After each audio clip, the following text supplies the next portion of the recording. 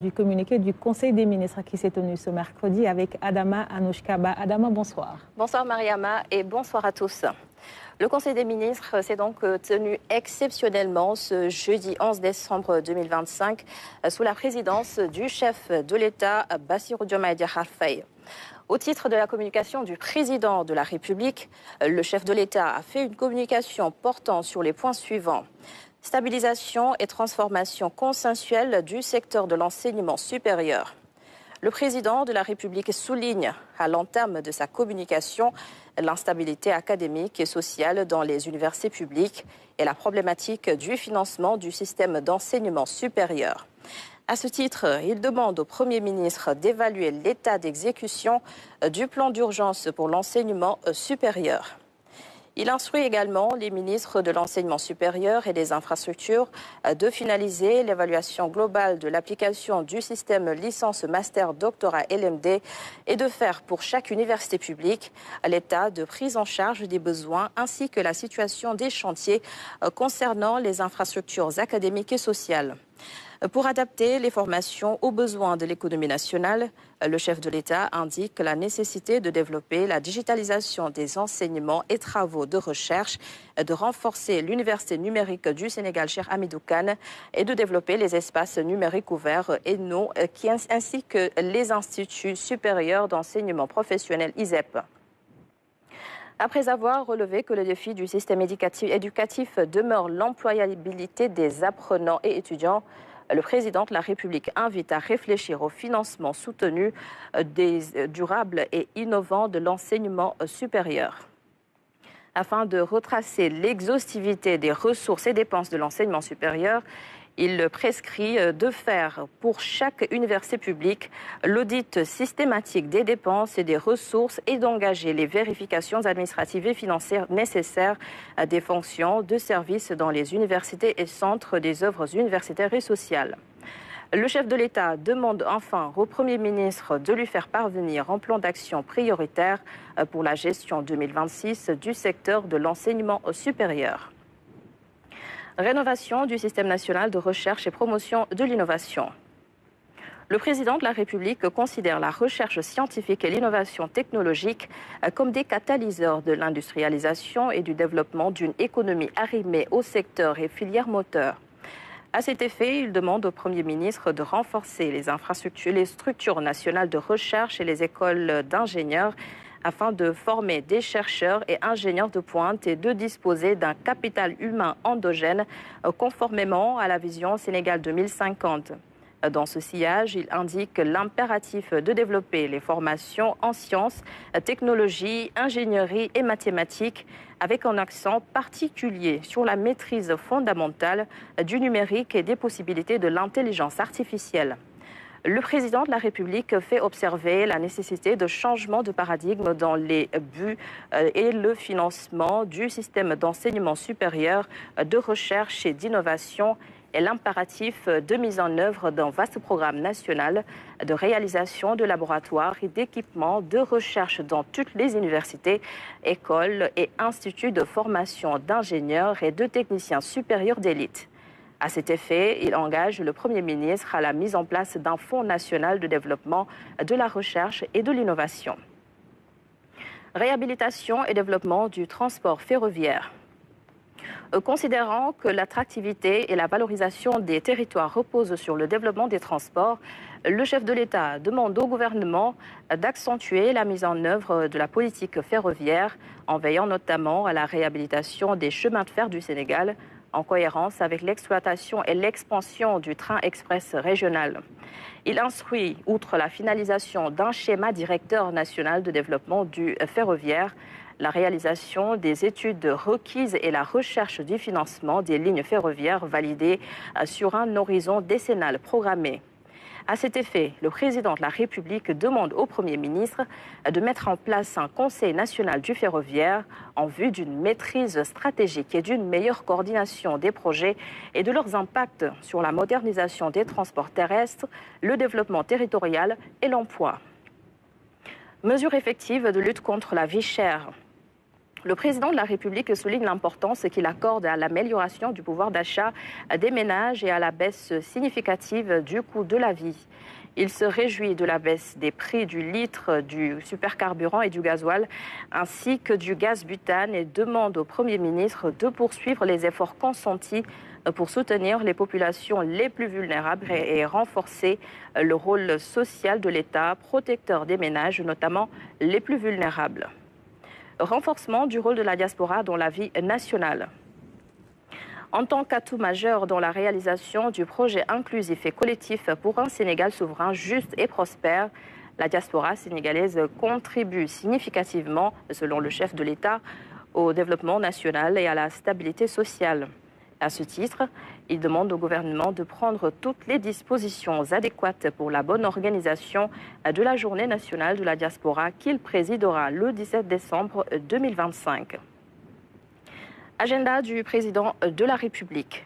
Le chef de l'État a informé le Conseil avoir présidé le mardi 9 décembre 2025 la cérémonie d'ouverture de la 4e édition de la conférence MSGBC Oil, Gas and Power 2025. Il annonce qu'il prendra part le 14 décembre 2025 à Abuja au sommet de la CEDEAO. En outre, il procédera le mercredi 17 décembre 2025 à la remise du drapeau national à l'équipe nationale de football en route pour la CAN 2025 au Maroc et présidera le vendredi 19 décembre 2025 la cérémonie annuelle de réception des dignitaires dans les ordres nationaux avant de se rendre en Casamance pour la période du 20 au 25 décembre 2025 dans le cadre d'une tournée économique. Au titre de la communication du Premier ministre. Le Premier ministre a axé sa communication sur le renforcement du pouvoir d'achat des ménages par la nouvelle doctrine des prix des produits pétroliers et de l'énergie. Il a rappelé que le soutien aux ménages et aux petits professionnels a toujours constitué l'une des principales préoccupations du président de la République, régulièrement exprimée à travers des directives en Conseil des ministres. Il a rappelé la première vague de baisse des prix qui a été opérée durant l'année 2024, portant sur le sucre cristallisé, le riz brisé non parfumé, l'huile de palme, la baguette de pain et les frais de connexion à Internet. Baisse des tarifs du carburant. S'agissant de la baisse du prix du carburant, le Premier ministre a présenté les mesures entrées en vigueur à partir du samedi 6 décembre 2025 relatives à la révision des prix des carburants et précisé que les nouveaux tarifs constituent des plafonds réglementaires susceptibles de flexibilité.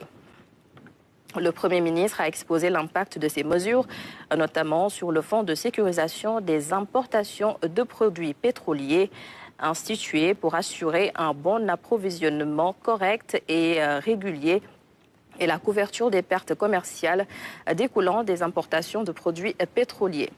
Ce fonds a été transformé en une taxe fiscale et les montants collectés fongibles dans le budget global. En perspective, il a demandé au ministre des Finances et du Budget de faire une analyse de l'utilisation de ces fonds, d'utiliser le surplus du dit fonds pour les éventuelles hausses du baril, de procéder à une analyse approfondie des mécanismes permettant la péréquation des prix des bouteilles de gaz butane et de démarrer sans délai les travaux de réforme de la loi sur le secteur aval des hydrocarbures. Baisse des tarifs de l'électricité. En ce qui concerne la baisse de l'électricité, le Premier ministre, après présentation des mesures prises et leurs impacts, a donné instruction de poursuivre les travaux pour un meilleur ciblage de la subvention de l'électricité avec les ménages vulnérables à faible revenu inscrits dans le registre national unique RNU et de mettre en place sans délai des mesures visant la baisse des charges d'exploitation de la Sénélec. En outre, avant de le féliciter ainsi que ses équipes, le Premier ministre a demandé au ministre de l'Énergie, du Pétrole et des Mines de lui soumettre un plan pour la réduction des pertes non techniques afin de mettre fin à la fraude d'électricité. La baisse des prix à la consommation et la disponibilité des produits sont corrélées aux initiatives prises par le gouvernement visant à procurer des revenus décents aux ménages. Suivi du plan de redressement économique et social et agenda. Le Premier ministre a clos sa communication par la présentation des premiers résultats très positifs du plan de redressement économique et social presse et le compte-rendu de la visite de travail effectuée au Sénégal les 9 et 10 décembre 2025 par le ministre du Commerce extérieur des Émirats arabes unis à la tête d'une forte délégation ayant permis de nouer des partenariats d'investissement avec la signature d'une dizaine de mémorandums d'entente dans des secteurs prioritaires. Au titre des communications des ministres. Le ministre de la Famille, de l'Action sociale et des Solidarités a fait une communication sur l'état d'avancement des travaux d'extension du registre national unique, de sa mise à jour et de la recertification du programme national de bourse de sécurité familiale. Le ministre de l'Industrie et du Commerce a présenté une communication sur la situation du marché et la commercialisation des denrées agricoles et alimentaires. Au titre des textes législatifs et réglementaires. Le Conseil a examiné et adopté le projet de décret modifiant le décret numéro 2019-413 du 30 janvier 2019 portant création du Centre de formation judiciaire CFJ et fixant ses règles d'organisation et de fonctionnement. Et au titre des mesures individuelles. Le président de la République a pris les décisions suivantes. Au titre de la présidence de la République, M. Chertiyan Diop, inspecteur général d'État, matricule de solde numéro 516-907, est fait nommer contrôleur financier en remplacement de Mme Marie-Gaye Ndiaye, admise à faire valoir ses droits à une pension de retraite. Au titre de la primature, Mme Fatoumata Mbaye, planificateur, matricule de solde numéro 607-025J, est nommé directeur des ressources humaines à la primature. Monsieur Sidi Mohamed Fall, ingénieur en informatique, matricule de solde numéro 518-226, est fait nommer directeur des systèmes d'information à la primature. Au titre du ministère de la Justice, Monsieur Idriss Sow, inspecteur deuxième classe, premier échelon de l'administration pénitentiaire, matricule de solde numéro 645-594G, est nommé directeur général adjoint de l'administration pénitentiaire.